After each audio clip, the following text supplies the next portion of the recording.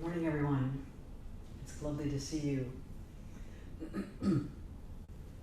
I just wanted to make one announcement at the beginning, a reminder that this week begins our 9-month program, Liberating Dharma. I'm really excited about this program, and I'm looking forward to learning in it together with all of you. And Circe and Robin and Tasha and Sangha have really worked hard to create an experience that will guide us in being allies in the struggle for racial justice and social harmony that's grounded in the Buddha Dharma. So this is truly doing the work of the Dharma in the world. You can still sign up if you're interested. There's no fee for registering. This program is freely offered so that there are no barriers to participation.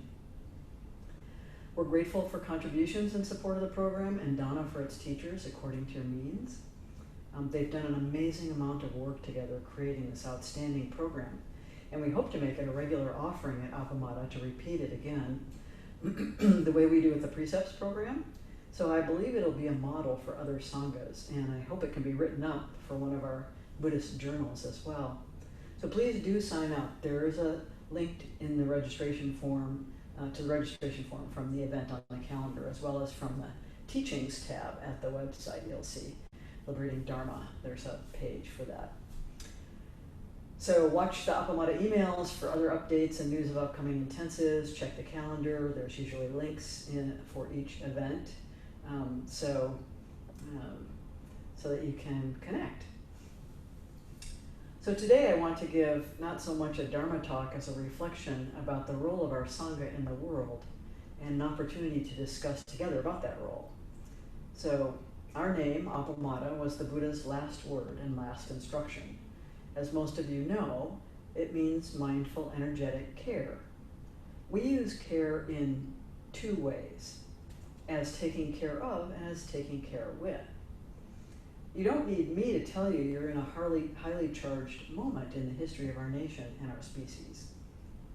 When we think of mindful, energetic care, we are typically thinking in interpersonal or individual terms. How to have Appamada for my partner, my child, my colleagues at work.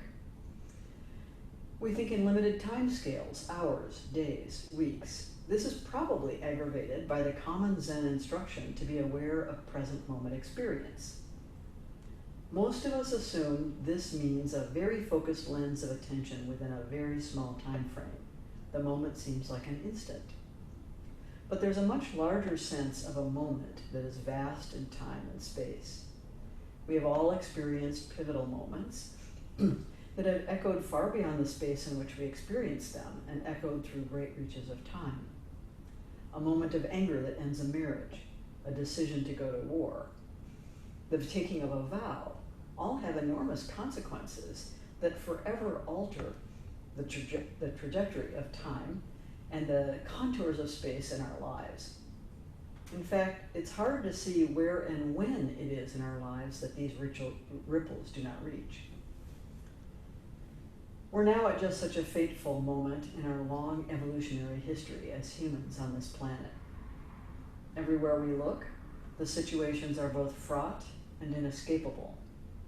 We are bound up in them with every living being, and our present moment responsibility has infinite future repercussions. What can one being do? First, pay attention. This means to notice what we are paying attention to, refraining from both compulsive checking of the news every hour and avoiding or denying present moment realities. We practice Zazen so that we can observe and refine the quality of our attending and to be conscious of our habit patterns of attention. Our aspiration is for wise and compassionate attention. 2, do not despair. In extraordinary circumstances, despair robs us of time and energy we needed for attending and responding. It can be paralyzing, just when we most need to act. It shuts down our creative function, our wisdom, and our compassion. Our practice, our curiosity, our connections with others, and our actions are the antidote to despair. 3, do what you can. Understand that you are a small piece in a large puzzle. Without your part, no matter how small, the picture is not complete. Our ongoing practice question is, what is the best use of me? Given my human body, mind, experience, skills, and resources, how do I express my bodhisattva vow to live and be lived for the benefit of all beings? This means also to let go of what you are not able to do and to avoid comparing your own actions to what others are doing. Non-doing is also a form of action. It can be skillful or harming. We practice to be aware of the difference. 4. Do not be afraid. Practice the 5 remembrances. First, I am of the nature to grow old. There is no way to escape growing old. Second, I am of the nature to have ill health. There's no way to escape having ill health. Third, I am of the nature to die. There's no way to escape death. Fourth, all that is dear to me and everyone I love are of the nature of change. There is no escape from being separated from them. And finally, my deeds are my closest companions. I am the beneficiary of my deeds. My deeds are the ground on which I stand. In the Mother of the Buddhas, Lex Hixon offers this teaching from the Prajnaparamita Sutra in a chapter called Victory Over Fear. The whole chapter is worth reading, but here's an excerpt. Lord Buddha, the bodhisattva whose mind stream flows as perfect wisdom is never terrified or even subtly anxious. Why? Because totally imbued with the living power of Mother Prajnaparamita, the perfection of wisdom, the practitioner has the physical, moral, intellectual, and spiritual strength to remain unwavering and undivided in transcendent contemplation, while ceaselessly and skillfully engaging in compassionate action. This diamond awareness consists of a single concentrated current of prayer. May living beings never be diverted from the path of universal conscious enlightenment, which is their own true nature, empty of any separate or self-existence. The selfless and luminous mind stream that flows onward in this unthinkable manner is flowing as Prajnaparamita. 5. Take the long view. When you look back on this time, years from now, will you be satisfied that you have fulfilled the pure potential of your human life through your thoughts, words, and actions? Imagine writing a letter for future generations in which you describe these times and how you came forth in them. What will you say to those who are studying this history? Ultimately, our smallish sun will burn out, the earth will grow silent and still, and life will vanish. But that has not happened yet and will not happen for a few million years. So we can make a great difference in what happens between now and then. The Buddha had a vast cosmological vision.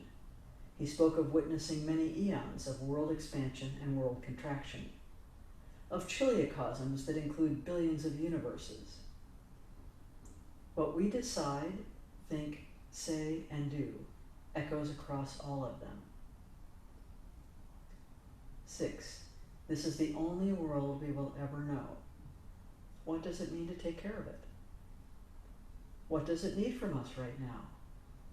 Clearly, we must stop harming and begin restoring a healthy balance. Not everyone is willing to do this. Can we proceed anyway, enfolding more and more people into a vision for a life-sustaining future? Some people have succumbed to despair and fury, believing it is already too late. But it is never too late to align with life and support well-being in whatever ways we are able to do so. We can't know what impact it might have, or how it might encourage others to turn toward life. 7. Stay connected in a web of mutual trust, respect, and care. We are all in this together, and we can make use of our spiritual practice to deepen and strengthen our social fabric.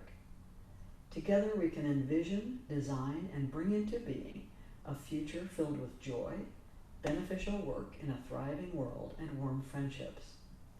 No one, no matter how destructive, can take this away from us.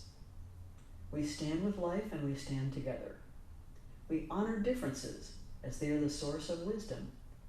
Disagreement is the door to discovery and creativity, not a battle to be won. It is not a disruption of social harmony, it is the engine for it. We are building community in a shared framework of Buddhist teachings as a scaffold, not a doctrine for our ethical, compassionate, and collective action. What should we do together that cannot be done alone? This is our ongoing inquiry and practice at the Sangha level. 8. Waging nonviolence. We may need to come together as a community in the days ahead to respond to the ever-changing political situation. Whether our political affiliations are Democratic or Republican, the election is sure to be fraught.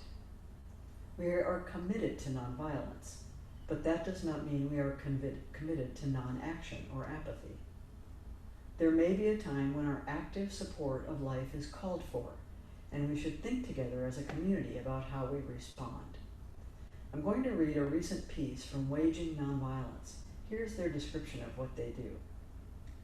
Waging Nonviolence is an independent, nonprofit media platform dedicated to providing original reporting and expert analysis of social movements around the world.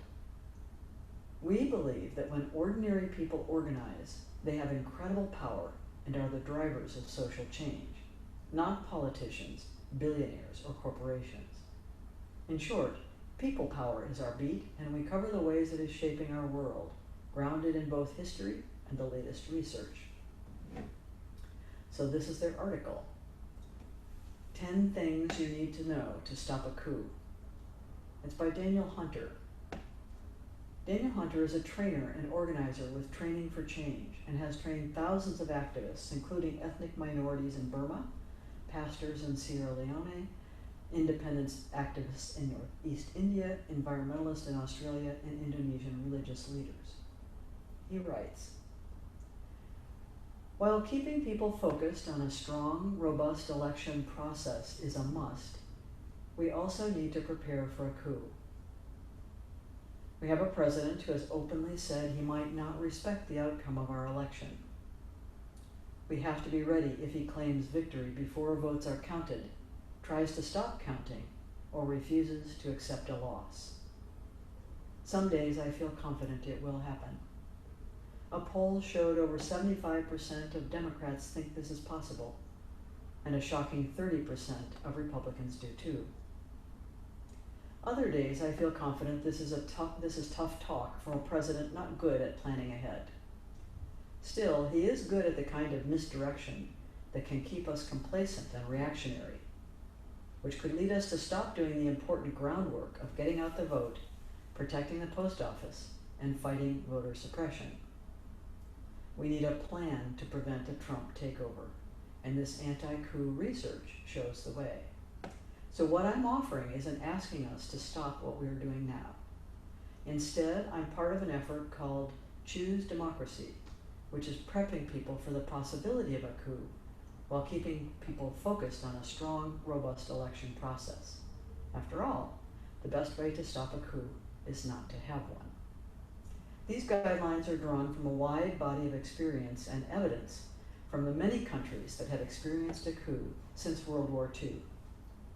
You can read some fuller case studies from Choose Democracy or a longer evidence-based handbook for this moment from Hold the Line, a guide to defending democracy. So here are his points. First, don't expect results election night. Election season 2020 is shaping up to be very unusual. Many mail-in ballots may not be counted until days or weeks after Election Day. Since Democrats are expected to use them more frequently than Republicans, voter tallies are expected to swing toward Democrats post-election night. They call it a blue shift. As a result, a wave of confusion may unfold starting election night. The strange electoral college creates multiple intervention points. After election night, November 3rd, trumped-up claims of fraudulent ballots may cause a wayward attorney general or other government officials to try halting counts or excluding ballots. As election results start coming in, the message needs to come through loud and clear. Count all the votes and honor the result. On December 14th, the delegates of the Electoral College meet and vote for the state's outcome. This is typically done without fanfare, but in contested states, we might see governors and state legislatures sending in different results, one reflecting the results from voters, the other claiming it's a fraud and we know best. This is worrying in swing states like Pennsylvania, where the governor and state legislature are of different parties. All these issues then get resolved on January 6th by the new Congress. And if the House and Senate don't agree about the result, then a convoluted process unfolds where the newly seated House, via one state, one vote, determines the president. Meanwhile, the Senate, by majority, votes for the new vice president. So there's a visual breakdown of these steps at Shutdown, D.C. During this time, expect false flags and outlandish claims. Be very cautious with news. Don't simply pass on whatever seems like dramatic examples of wrongdoing, but take the time to check if it has been verified, already debunked, or from a source you don't trust. Encourage people in your community to prepare for some uncertain weeks. As election results start coming in, the message needs to come through loud and clear. Count all the votes and honor the result. 2. Do call it a coup. One reason to use the language of a coup is that people know it's wrong and a violation of democratic norms, even if they're not familiar with the exact definition of a coup. We have to be ready to declare loudly and strongly, this is a coup. Language like election tampering or voter suppression signal deterioration of the democratic process. But if we get ourselves into a coup situation, like where Trump just won't go, we need people to help people help our country move into a psychic break. We know it's a coup if the government stops counting votes, declares someone a winner who didn't get the most votes, or allows someone to stay in power who didn't win the election. These are sensible red lines that people can grasp right away and that the majority of Americans continue to believe in. People who do power grabs always claim they're doing it to save democracy or claim they know the real election results. So this doesn't have to look like a military coup with one leader ordering the opposition to be arrested. If any of those three principles are violated, we have to declare loudly and strongly, this is a coup. 3.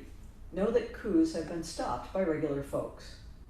Coup attempts have happened all over the world, and over half have failed. That's because coups are hard to orchestrate. They are a violation of norms that require quick seizure of multiple levels of institutions with a claim that they are the rightful heir. Coups tend to fail when government institutions, like elections, are trusted, there is an active citizenry, and other nations are ready to become involved. The role of citizenry is crucial. That's because during the period right after a coup attempt, when the new government is claiming it is the real government, all the institutions have to decide who to listen to. To start preparing, talk to at least 5 people who would go into the streets with you. The safest way to take to the streets is with people you know and trust. A failed coup in Germany in 1920 gives an example. The population felt beaten down by defeat in World War I and high unemployment. Right-wing nationalists organized a coup and got the help of a few generals to seize government buildings. The deposed government fled, but ordered all citizens to obey them. No enterprise must work as long as the military dictatorship reigns, they declared. Widespread nonviolent resistance quickly began. Printers refused to print the new government's newspapers. Civil servants refused to carry out any orders from the coup, and leaflets calling for an end to the coup were spread by airplane and by hand. There's a story of the coup leader wandering up and down the corridors looking in vain for a secretary to type up his proclamations. The acts of resistance grew, and eventually the democratic government, which still had grave problems, was returned to power. The moments after a coup are moments for heroism among the general population. It's how we make democracy real. 4. Be ready to act quickly and not alone. Typically, power grabs are organized in secret and launched suddenly. Most campaigns that defeat coups do so in days. The Soviet Union in 1991 took 3 days. France in 1961 took 4 days. And Bolivia in 1978 took 16 days. Mass direct action may be the only way to stop Trump from stealing the election. It's rare for any country's leader to publicly admit they might not respect the results of an election. There's some good news in that, because people who stop coups regularly have the chance to get training, warning, or preparation. In that way, we're ahead of the game. A group of DC insiders called the Transition Integrity Project ran multiple simulations, such as what might happen if Biden won by a slim margin, or if Trump simply declares victory when there's no clear winner. In every simulation, they included that a show of numbers in the streets may be decisive. Regular people make the difference. To start preparing, talk to at least 5 people who would go into the streets with you. The safest way to take to the streets is with people you know and trust. Talk to people you know in civil service and various roles about how they could non-comply with coup attempts. Use this time to get yourself ready to act. 5. Focus on widely shared democratic values, not individuals. In Argentina in 1987, a coup got started when an Air Force major, resenting attempts to democratize the military and bring it under civilian control, organized hundreds of soldiers at his base. While the civilian government tried to quietly negotiate a settlement, people took to the streets. Against the government's pleading, 500 regular citizens marched to the base with the slogan, "Long live democracy, Argentina, Argentina." They could have spent the time attacking the major. Instead, they were appealing to their fellow citizens to choose democracy. The major tried to keep them away with a tank, but the protesters entered the base anyway, and he knew that open firing on nonviolent civilians would cause him to lose more credibility. Soon, 400,000 people took to the streets in Buenos Aires to rally in opposition to the coup. Coups are not a time to just watch and wait until someone else figures it out. No matter who you are, you can be part of choosing democracy. This gave strength to the civilian government, which had largely been absent. Civic organizations, the Catholic Church, business groups, and labor unions united under a pledge to support all ways possible the Constitution, the normal development of the institutions of government and democracy as the only viable way of life. The coup plotters lost their legitimacy and soon surrendered. This approach is different than protesters going in the street with a list of issues or a grievance against a vilified leader. Instead, it's exalting widely shared core democratic values. In our project, we use the language of choosing democracy. This affirms another finding from the research on anti-coups. Because coups are an attack on the current institution, loyalists to the traditional way, who may never join other movement causes, are open to joining actions in the street. That's if we make the invitation about democratic values they can connect with. 6. Convince people not to just freeze or go along. Imagine that at your job, a corrupt boss gets fired and a new one is brought in. Instead of leaving, your old boss says, "I'm still in charge, do what I say." A bunch of your coworkers say, "We only take orders from the old boss." At that point, doubt arises. That doubt is how coups succeed. Enough people freeze. Even when only a few people go along with the coup and act as though it's normal, people may reluctantly accept it as inevitable. In all the research on preventing coups, there's one common theme. People stop doing what the coup plotters tell them to do. What will it take to defend the election? Here's one winning strategy. In Germany, from military commanders to secretaries, they refused to obey the orders of the coup. In Mali, they called a nationwide strike. In Sudan, protesters shut down government-supported radio stations and occupied airport runways. All Venezuela In Venezuela, all shops were closed. This is very different than mass marches at the Capitol or street protests shutting down intersections. It's not about protest, but about getting people to reassert core values, like showing up at elected officials' offices to get them to agree to honor election results. And it's not about single points of action like marches in DC, but instead actions like mass strikes from youth and students refusing to go to work or school until all votes are counted. Coups are not a time to just watch and wait until someone else figures it out. No matter who you are, you can be part of choosing democracy. 7. Commit to actions that represent rule of law, stability, and nonviolence. Stopping a coup is dependent on the size of mobilizations and winning over the center. It is really a fight for legitimacy. Which voice is legitimate?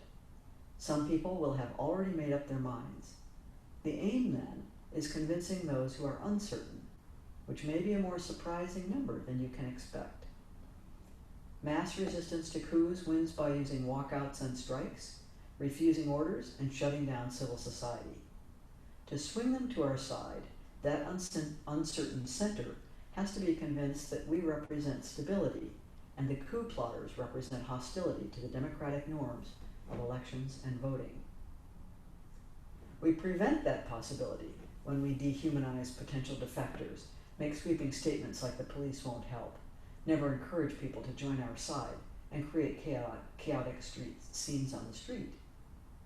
Historically, whichever side resorts to violence the most tends to lose. In a moment of uncertainty, people pick the side that promises maximum stability, respects democratic norms, and appears to be the safer bet. It's a contest of who can be the most legitimate. Mass resistance to coups wins by using walkouts and strikes, refusing orders, and shutting down civil society until the rightful democratically elected leader is installed. For mass movements to succeed against coups, they should refuse to do violence to the other side. 8. Yes, a coup can happen in the United States. It may be hard to imagine that a coup could happen in this country, but whenever there's an order to stop counting votes, we call it a coup. Even by the strictest definition of coups, there has been a militarized coup in the United States. In 1898, after Reconstruction in Wilmington, North Carolina, seeing the rise of a prosperous and successful black population, white racists organized a coup. They gave rallying cries like, "We will never surrender to a ragged raffle of Negroes, even if we have to choke the Cape Fear River with carcasses." Despite a terror campaign before the election, black turnout was high, and a slate of black candidates was voted in. Black power was met with white supremacist violence, with white squads killing 30 to 300 people, including newly elected officials. Over 3,000 blacks fled this extreme violence, and the era of Jim Crow began. 9. Centering calm, not fear. It's scary to believe we're having to talk about a federal coup in the United States, and we know that fearful people are less likely to make good decisions. Let's aim for calm and avoid hyperbole. Be a reliable source by double-checking rumors and spreading high-quality facts. Sure, read social media, but spend some time, doing real things that ground you. Breathe deeply. Remember how you handle fear. Play out scenarios, but don't become captured by them. We're doing this to prepare, just in case. 10. Prepare to deter a coup before the election. The best way to stop a coup is to never have one. People are doing lots of good work on issues of voting rights, urging turnout, stopping repression, uncovering fraud, and getting people to commit to democracy.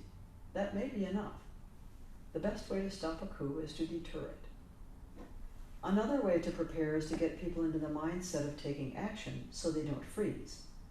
The classic formulation of this is the "if this, then that" model designed by the Pledge of Resistance. In that model, people prepare themselves for an action by saying, "If it comes to this bad thing, then I'll act." By signing a pledge before the crunch moment, you get wider buy-in. In that spirit, Choose Democracy has created a pledge. 1. we will vote. 2, we will refuse to accept election results until all the votes are counted. 3, we will non-violently take to the streets if a coup is attempted. 4, if we need to, we will shut down this country to protect the integrity of the democratic process. You can sign the pledge to choose democracy and join with folks across the political spectrum. These public commitments ahead of time increase the political cost of attempting a coup, because the best way to stop a coup is to deter it. So that's Daniel Hunter's article. You may or may not agree with Daniel Hunter's assessment. My question now is more of an inquiry about our spiritual community. What role, if any, do you think Appamada should play in our civic life? And how should we think together specifically about our role in this election cycle? We'll have some breakout groups where you can discuss these questions. Then when we return, Ellen will read some suggestions from Impact Austin, an interfaith group that focuses on the political process. So I'd like to set it up for us to have breakout rooms in groups of, how many people do we have? 20, 25 people? Let's have groups of 5.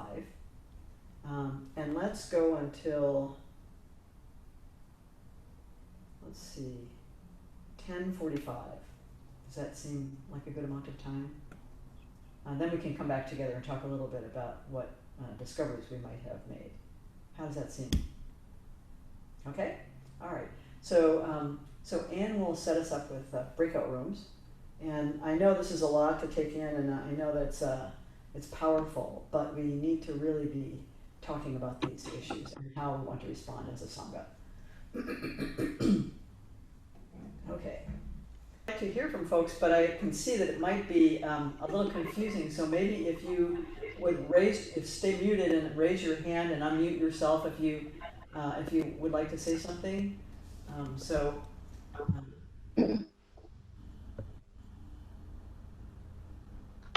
My hand.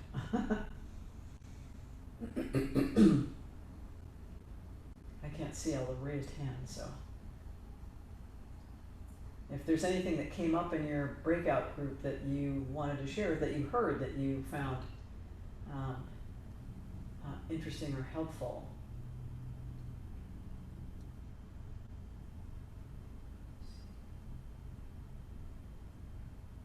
Oh, Anne. I think one of the things that Kim brought up in our group was to, as acting as Appamada, as a group, how do we find out what everybody in the group agrees on? Or do we want to do that? I mean, do we just want to present it as Peg Syverson, the leader of Appamada, or the councils of Appamada, but to say, here's a stand that Appamada takes. How do you find out how everybody feels? That is a great question. I first wanted to open this discussion to get an idea of what the community feels. And I can understand that there would be different points of view, that there are people who are very, very politically active in other ways that prefer Appamada to be a kind of a respite or a refuge where they can be relieved of that. And that is certainly always going to be a good use of the Sangha.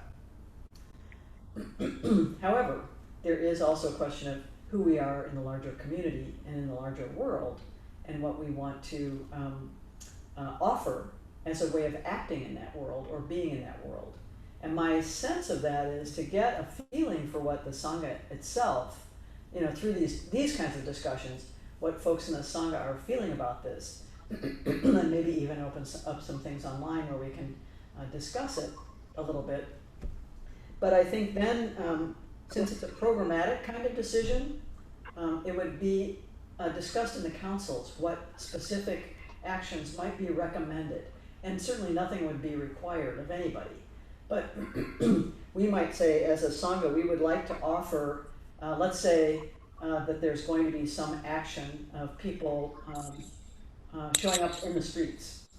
Do we want to show up as Appamada rather than a disparate group of individuals? So So I think there's ways to do that, to say we will go out, as he says, find 5 friends. Well, we may have more than 5 friends who want to mobilize in certain ways.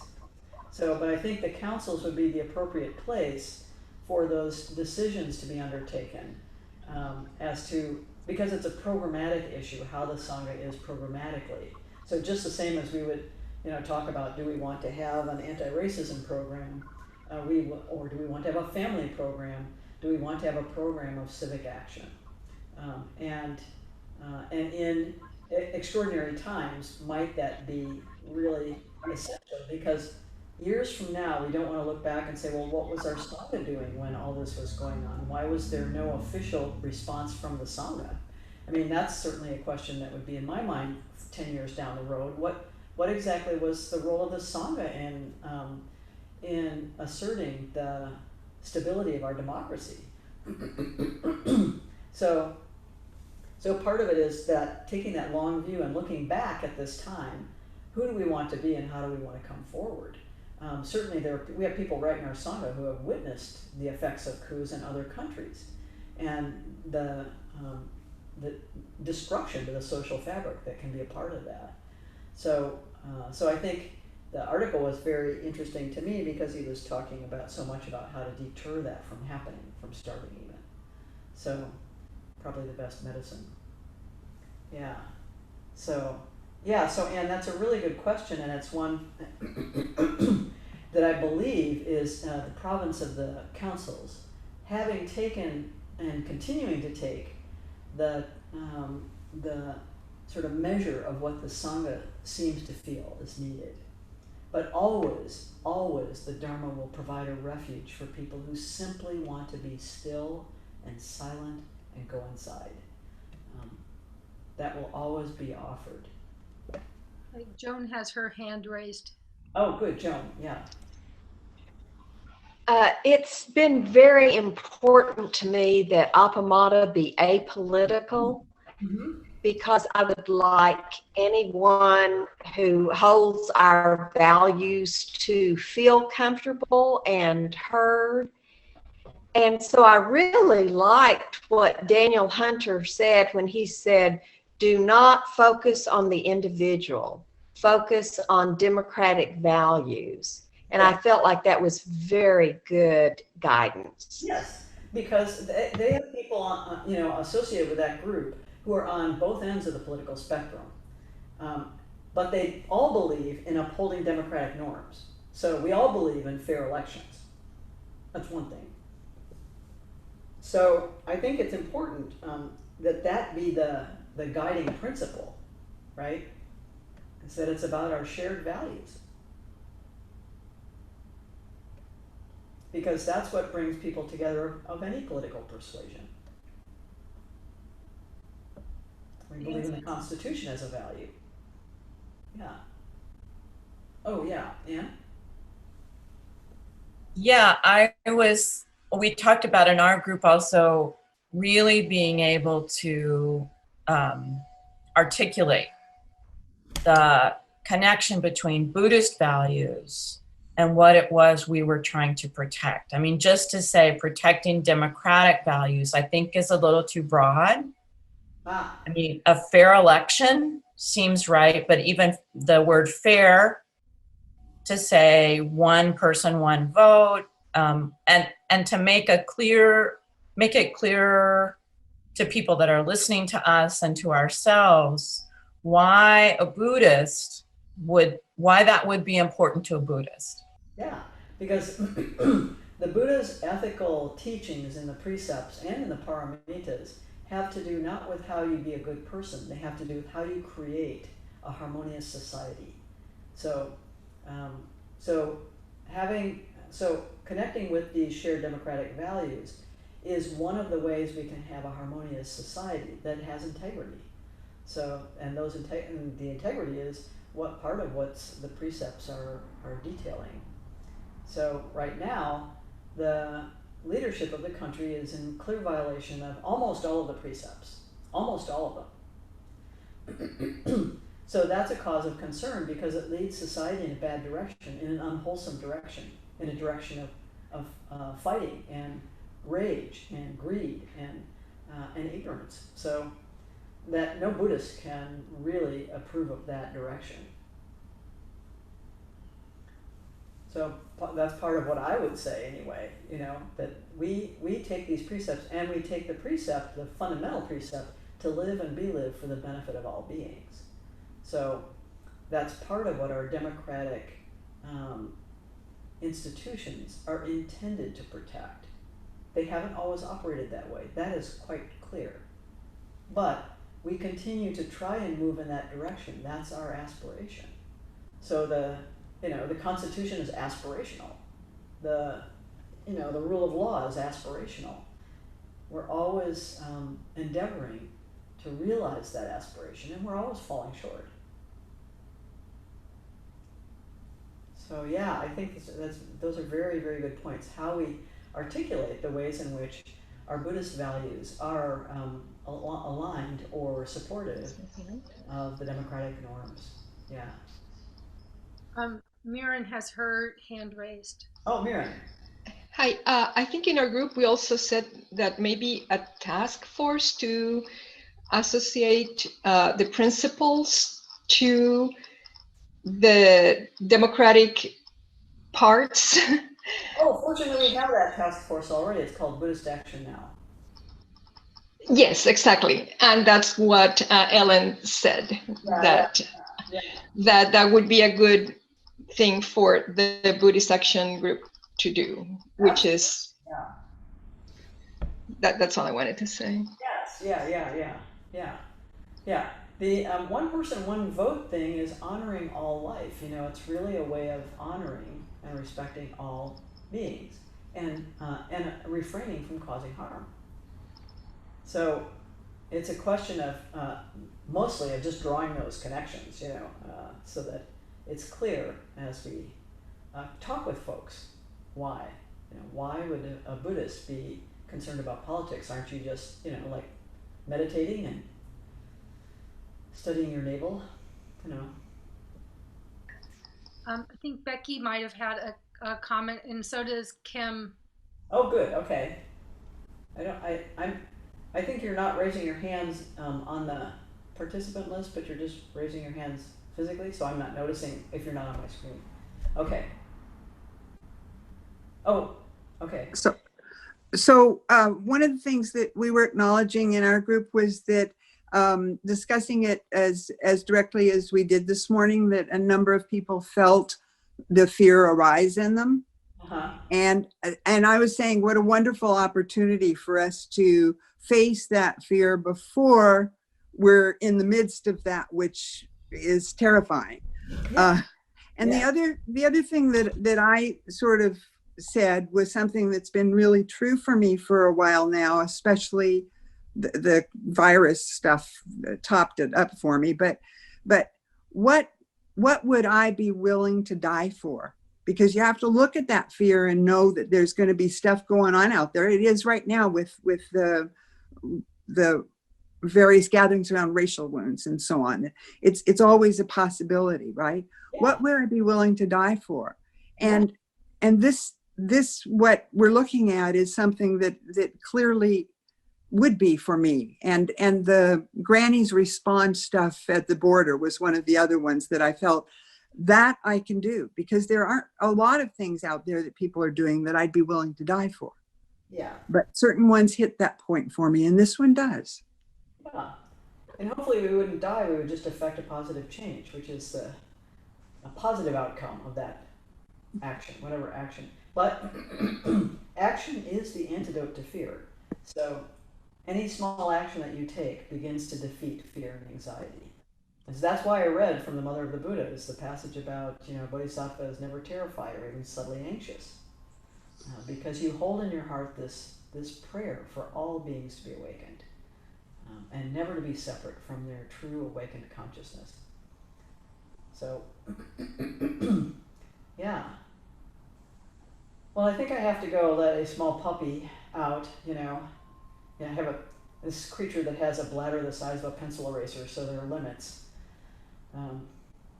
It's wonderful to hear your reflections, and please send them to the list if you have any further thoughts or reflections about this topic, I'll send along the article and what I said today. But meanwhile, Ellen has got something that as I said, comes from Texas, Impact Texas. So it's some positive, concrete steps that folks can take.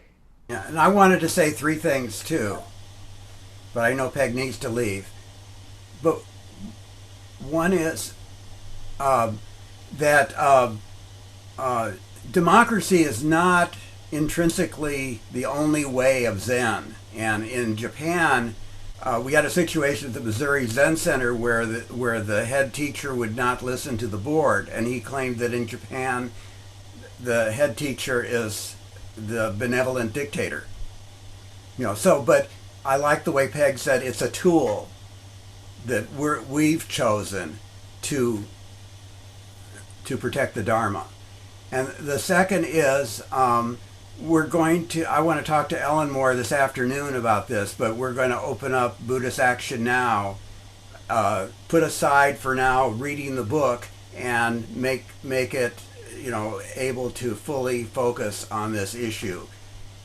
So start next Saturday. Yeah, good.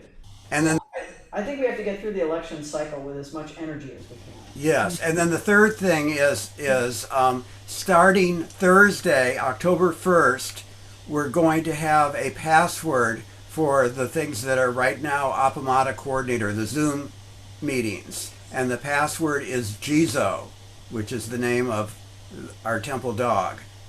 Jizo with a capital J. So starting Thursday, you'll need that to log in to morning Zazen, to anything that's not a practice discussion or an intensive or a inquiry. So my personal Appamada Peg is not going to have a password, or will have a password? It will be the same as it is now because it has a waiting room. Oh, okay. So it doesn't need to have a Oh, okay. We won't need to change that. We won't change inquiry. But Okay. everything that now is Appamada Coordinator will not work. Okay. You go to the calendar, and then when it says password, you type in Jizo. Okay. And that's just for the coordinator, or is that for everybody who's joining Zazen on Monday morning? Everyone who joins Zen on Monday morning, who comes Wednesday night, who any of those things. So you'll send something out to tell the rest of the folks? I did this morning, yes. Okay, great. Yeah, this is all Zoom security precautions so that we don't get Zoom bombed. Anne was Zoom bombed in another situation, and that just got us talking about maybe we ought to be proactive about this. Yeah, it can be quite unpleasant. And this is like a little measure. So I sent it what the password is on the email list, but hopefully just some random person from the outside isn't on the list and won't know. Won't know. Yeah, I think that's very unlikely. Yes. Sounds good. Okay. Okay, great. And Ellen's going to read from Texas Impact. Okay. In Daniel Hunter's article, he said the best way to stop a coup is to not let it start. So that's what this is all about. Dear Appamada, it's hard to keep calm and do anything when we're surrounded by messages and messengers encouraging us to panic. Americans of all political stripes are being bombarded with emails, social media, and news painting grim pictures of our upcoming election and its aftermath. We are being invited and encouraged to catastrophize, to envision worst-case scenarios so vividly that, in effect, we're already living in those imagined realities. Experts tell us there are two alternatives to catastrophic thinking. The first is rhapsodic thinking, where we delude ourselves into irrational thoughts that everything is going to be fine.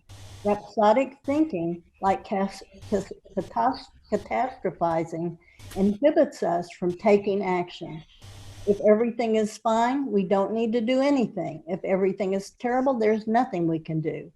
Rhapsodic thinking can start as a defense to catastrophizing, but it is just as disabling. The upcoming election demands that all of us avoid both of these traps. Instead, we need to think realistically and concretely about what actions we can take, setting aside disempowering thoughts about events and actions that are beyond our control. You can vote. Even if you are not yet registered to vote, you still can vote, but you need to do it soon. And it says go here to register or here to make sure your registration is current. And that would be sos.texas.gov for that information. This was mailed out a few days ago to everyone on the list. Yes, it should be in your emails, and maybe we'll send it out again. You can help others vote safely. The more polling locations are open, and the more days they are open, the safer voting will be for vulnerable people, and the more chances working people will have. Go here to sign up to work the polls in your county, and that would be powerthepolls.org. And again, we'll send this out again. You can bear witness to the process. You can monitor one or more polling locations and let authorities know if voters are having problems. Go here to volunteer as a poll monitor. Note that you do not have to commit to a full day to participate. I looked into this one, and there are 3 ways you can be a monitor. One is on site, one is in your car going to various places, different polls, and one is just texting people. And that would be protectthevote.net. We don't ask you to do anything we won't do. Every Texas Impact staff member is signed up to work or monitor the polls on election day, and so forth. And then it says, America knows how to hold elections. Texas knows how to hold elections. Your county knows how to hold elections. We can do this. Just keep calm. Love, B. Moorhead. So I thought that was encouraging. There's something we can do right now. It's true. And the one thing we can do right now is service.